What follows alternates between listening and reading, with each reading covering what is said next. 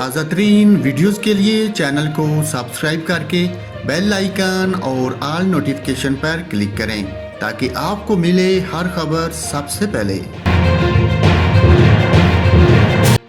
اور ناظرین، آپ کو مظفر گڑھ سے افسوسناک خبر سے آگاہ کرتا ہوں۔ مظفر گڑھ میں 2 روز قبل اغوا کیے گئے 5 سالہ بچے کی لاش دریائے سندھ سے مل گئی۔ تحصیل کوٹ اردو سے 2 روز قبل اغوا کیے جانے والے 5 سالہ بچے کی لاش دریائے سندھ سے مل گئی ہے۔ پولیس کے مطابق بچے کا قاتل اس کی پھوپھی کا بیٹا نکلا۔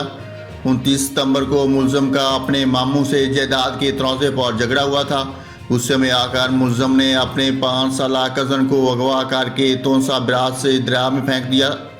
واقعہ کا مقدمہ درج کر کے ملزم کو گرفتار کر لیا گیا۔ واقعہ کی CCTV ویڈیوز بھی موجود ہے۔ ناظرین، آپ کو مظفر گڑھ سے افسوسناک خبر سے آگاہ کیا ہے، جہاں پھوپھی کے بیٹے نے اپنے 5 سالہ کزن کو اغوا کر کے تونسا براز سے دریا میں پھینک دیا۔